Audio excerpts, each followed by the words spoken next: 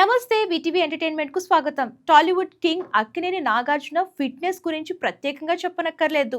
66 ఏళ్ల వయసులోనూ ఫిట్ గా కనిపించే ఆయన గత 15 ఏళ్లుగా ఓ ఆరోగ్య సమస్యతో పోరాడుతున్నట్లు స్వయంగా వెల్లడించారు.